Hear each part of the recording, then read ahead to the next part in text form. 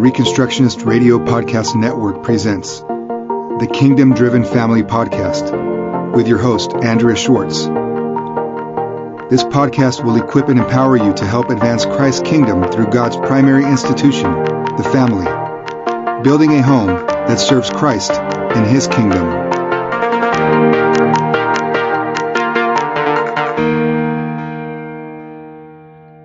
This is Andrea Schwartz, and what you're about to hear is an interview that was conducted almost 4 years ago. My guest is an attorney who focuses and is an expert on end-of-life issues, and there have been a number of cases in recent months demonstrating the fact that our culture does not value life. Just yesterday, Ireland voted to make abortion legal. So we have a country, what we consider a Western country, that asserted its right to murder children in the womb. End-of-life issues, whether it's in the womb or at the end of life with elderly or those disabled, are something that we should pay attention to. And I think Jerry's insights, although 4 years old, still hold up today. I hope you find this interview rewarding. My guest today is an attorney from Austin, Texas, Jerry Lynn Ward. And if you've ever read the Faith for All of Life magazine, you might have caught some of her essays that Chalcedon has published over time. Jerry and I have known each other, well, mostly as Facebook and Skype friends. We've never actually met in person, but I still consider her a friend. I'll bring her on board and we'll talk about what I think you'll find interesting. Hi, Jerry. Hi. I mentioned that you were an attorney. Why don't you share a little bit about your background and what's your area of specialty? Well, my area of specialty is representing health professionals and businesses in cases that pertain to regulations, employment law, just everything that has to do with the government regulating them, whether that be regulation of their practices, licensing, regulation with regard to reimbursement, and also just the general things that businesses face with regard to contracts and employment law. Now, I also do some pro bono work in assisting families with situations that occur with patients in hospitals because I don't represent hospitals. And I've done some pro bono work in the family law courts with regard to child protective services. So how did you get involved in this? Was this always your ambition and you went to law school and you said, when I come out, this is the kind of work I'm going to do? Well, I decided I was going to become a lawyer when I was 6 years old because I think I had a highly developed sense of justice, and as probably most kids do. But that was always my dream, to go to law school. But what I wanted to do when I went to law school was be a trial lawyer. And for the first 18 years of my practice, all I did was try cases. And now I still do some litigation, but I've expanded it more into the administrative law field and some of the business areas. So you like those lawyers on television? Well, they're interesting, but not quite realistic. That's what a lot of people say, whether you're a doctor or whatever. Just for curiosity, I've always wondered if one of the things that isn't true is how swift justice is on television. Yes, it's like a trial happens within 3 days of the alleged crime, and that is just simply not realistic.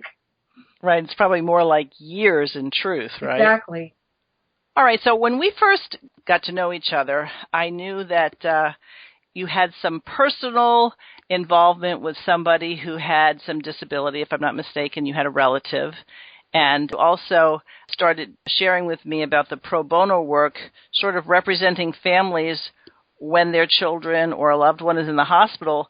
Well, up until recently, I don't think most people would have thought there was even a need to represent a family when somebody went to the hospital. Why don't you share a little bit about that? Well, yes. Actually, this all started with what happened to Terry Schiavo, because I watched that unfold and I was horrified, because I have a profoundly retarded sister that people could have said some of the same ugly things they said about Terry Schiavo because she was cognitively disabled, calling her a vegetable, saying that her quality of life was bad because she had these cognitive limitations. And the horror grew so great that I had to do something about it. So I called Texas Right to Life, and they told me about a law that I was vaguely aware of, but was not really clear on how it was being applied. And there's a law here in Texas that allows hospitals to withdraw life-sustaining treatment against the will of the families and even the patient himself, even their advance directive, if an ethics committee agrees with the doctor who wants to withdraw the care. And of course, the doctors who work in hospitals now are so highly regulated by the hospitals themselves and disciplined, and many of them who work in ICUs are hospitalists. The only hospital they work for is that hospital, is one hospital, that ICU and that hospital. They don't work in other hospitals like they used to. They're essentially employed by the hospital, though it's mainly as a contractor through practices that are set up that contract only with one hospital. So it just became clear to me that there were other reasons for wanting to withdraw this care, and the reasons ran the gamut from the question of money all the way to a very strange worldview that many medical professionals are adopting. Am I correct? Did you call them hospitalists? Yes, those are doctors who just work in a particular hospital. Here in Texas, for the most part, physicians cannot be employees of hospitals with some exception, with some very few exceptions. So what the hospitals do is there'll be a practice of physicians that do work in the ICU, and the hospital will contract with that practice, and those doctors in that practice work only in that particular hospital system's ICU. I see. So you talked about sometimes these boards of ethics not only go against the family, but go against the directives of the people. Now, I've recently had reason to be in a hospital, and they always want you to sign an advance directive, and it's purported that it gives you greater rights and protection. Is that true? Well, if you look at the advance directive forms that are given by the hospital, you will see they are very scant. And that's why I always recommend to people that they go look at Right to Life's Wills to Live, because they are much more specific. They lay out more kinds of treatments that you can choose to have. So as far as I'm concerned, those hospital advance directives are more fashioned in order to limit treatment rather than to actually give you a choice. Okay, now I'm going to play devil's advocate here for a second. If procedures are expensive and let's say people can't pay for it, what's wrong with limiting what people can do? If somebody is very, very ill and the prognosis is they're not going to live very long, shouldn't doctors be able to say, this is my professional opinion on what's happening? Well, that's sort of the position they take. However, the way that they frame the issue is not based on money, because they know that would make people very angry. The way they base it is that it would be doing a disfavor to the patient to keep them alive because their quality of life is so bad. And most of the patients that I've represented, they had some form of payment, whether it be Medicaid, Medicare, or insurance. And a lot of time, yes, these doctors will treat right up until the insurance limitations start, and then they want to start withdrawing care. So that is a very good question, because we are running out of funds in our so-called social net to pay for these kinds of things, and Medicare is one of the biggest burdens on our budget that there is, and that's only going to grow. But the problem is that healthcare has become so expensive because of programs like Medicare and Medicaid and the employee-funded insurance. So people are in a trap, because most middle or even upper middle class people will go bankrupt over healthcare costs, and it doesn't have to be like that. So our whole system is a problem. It's based on essentially a foundation of sand. So we are going to face questions like that quite often. And the problem is that because we have this foundation of sand, because it is based on payments from third parties, then what we see, in my opinion, is an erosion of medical ethics. And this death culture and these death panels that exist today through ethics committees that are going to become more prevalent because of these choices that the government or private insurance, and which is now coming under the auspices of Obamacare, are going to make due to limited funds. You know, a lot of people probably don't understand, I know I didn't, why with programs like Medicare and such, costs go up, but because there are strict regulations of how much the government will reimburse hospitals or doctors, they inflate their price because they know they're only going to get a percentage so that they can get what they think they need in order to continue to do business. Isn't that right? Yes, that's right.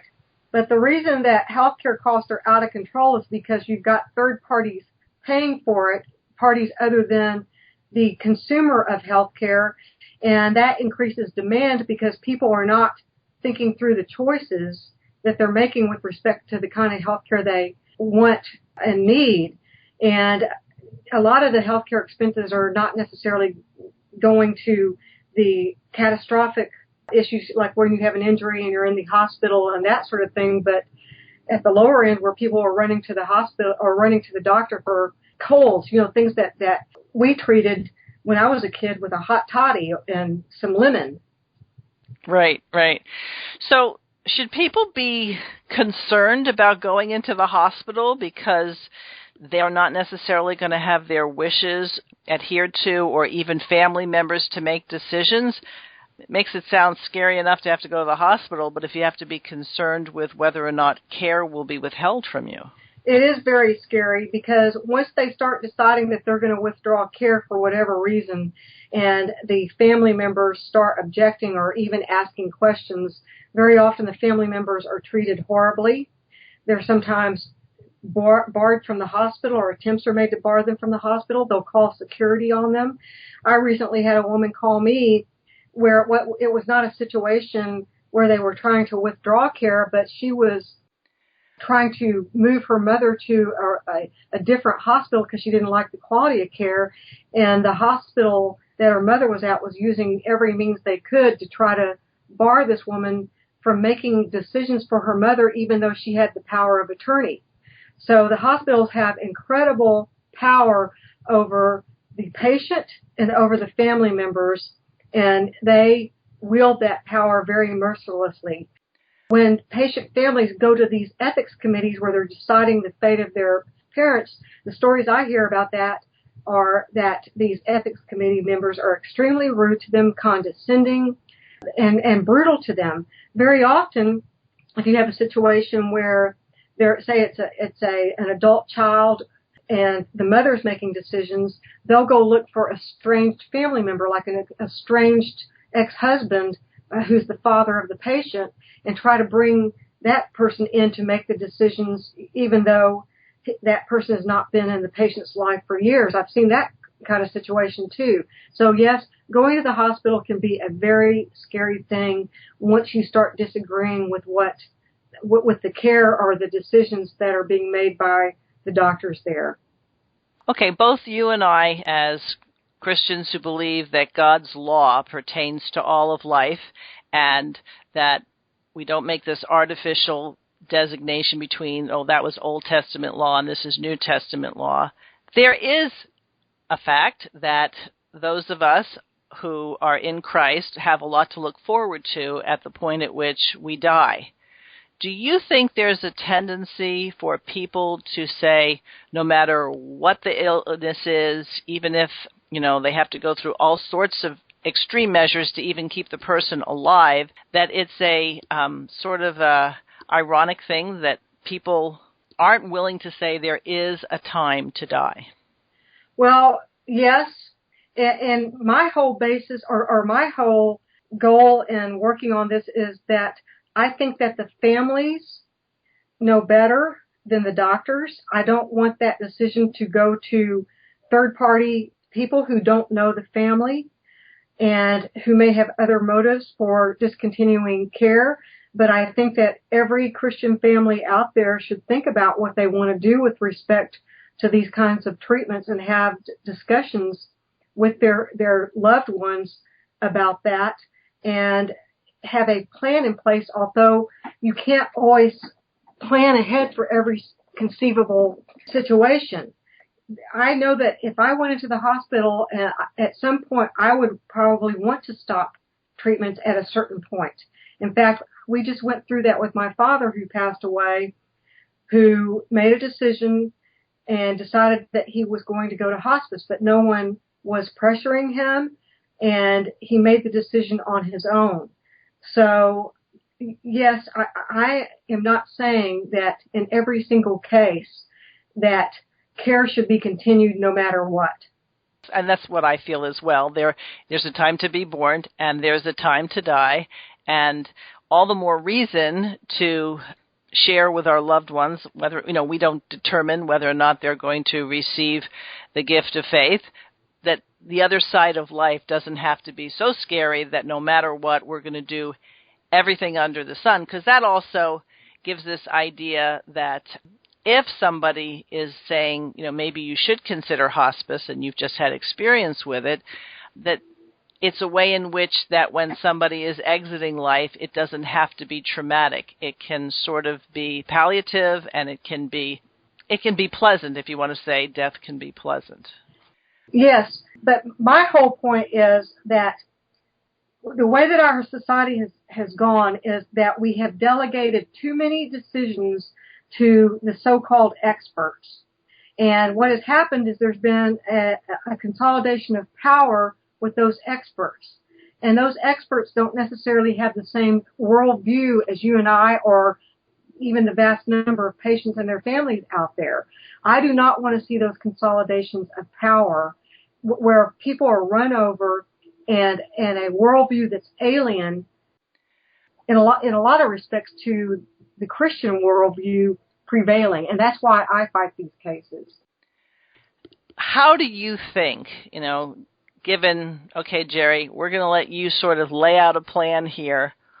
What is a biblical approach to this? If we could start looking at how we were going to reconstruct it on biblical grounds, what would it look like, and how would it be different than what most people are used to today? Well, I think first we have to start with the premise that families should be responsible for their own family members. And we have to stop this idea of a third party being responsible for your health care. I don't have a problem with insurance. I don't have a problem with these sharing ministries that are not insurance, but where the members help defray costs. Insurance should be for catastrophic reasons and not for going to the doctor for a cold, for one thing. People should be saving and allocating their money to take care of their own health and then making other decisions about how to take care of catastrophic decisions. The government should be totally out of healthcare. Totally out of healthcare. If it weren't for the government being in healthcare, we wouldn't see the rise of these huge hospital systems that under Obamacare are going to have control over every facet of your healthcare, whether it starts with your primary physician, the specialists above that physician, or anybody else. Because we are creating a leviathan of decision making in healthcare. So we need to get down to the basic premise that we take care of our own health and we take care of the health of our family members, and we get these huge gravy train, from government funding out of the picture so that we can have a more decentralized healthcare system. It's funny when you talk about subsidies and everything like that, because they're pushed on you. I mean, whether it's college education, and constantly, even if people can afford to pay the cost of the tuition, they're encouraged to take out loans. They're encouraged to take out student loans, which, might take them decades to pay off. And even not too long ago, when my daughter was in the hospital, they kept saying, well, if you can't pay, we can have you on this program. We can have you on this program. And we were like, no, we can pay. I think it's too much of a carrot to say, well, let's have somebody else pay. Well, and it's not only that they're pushing them on you and trying to persuade you. I know of a case that happened years ago of a premature baby being born in a hospital in San Antonio. And at first the hospital was saying, well, if the baby's not born after a certain number of weeks, we're not going to take any measures to save the baby. And a lawyer went over there and prevailed upon them not to do that. And then once the baby was born, because the parents didn't have insurance, they actually threatened the parents with having CPS take that baby away if they didn't agree to put that baby on Medicaid. Wow. It seems backwards all the way. That was not my case. That was a different lawyer's case. So what do you think? I mean, you have a relative. Is your sister still alive? Yes. Okay. So obviously she can't take care of herself, and that responsibility falls to you. If someone listening has a severely disabled child or relative, what's your recommendation on the godly way to address that situation, knowing that you're not going to live forever either? Right. Well, I'm kind of with Rush Duty on this. Right now, we don't have parallel services to help families take care of disabled patients. And Rush Duty talked about in one of the videos that I've seen that he's not saying right now totally dismantle the welfare system because we don't have anything to take its place, and we cannot pull that rug out from under people. So I think we need to start reconstructing from the bottom up and start figuring out ways that we can have these social programs to help each other, because right now a family who has that situation is probably not going to be able to afford the kinds of things that family member needs. So we've got to put our thinking caps on and start at the beginning and start figuring out ways that we can help members of our community have those services. It's just like in Rome when the Christians started building their own hospitals. Now we'll have other obstacles to go through because the state is not going to let us have things like that without state licensing. So that's another area that Christians need to really work against, is the idea that the state should have the authority to license any kind of healthcare provider or healthcare entity. We've lost so much as we have gone to the whole idea of specialization. My dad was a general practitioner, and my mom was ill from the time I was in grade school, and she was at home. Instead of putting her in an institution, which other people had suggested that he do, he converted our living room into a hospital room. She had a hospital bed. And there was an awful lot I learned about feeding a patient who couldn't feed herself, how to change a patient who had soiled herself or had soiled the bed. And it's so foreign to people now that the thought is, well, I'd have to go get special training. This is something that families should just be teaching.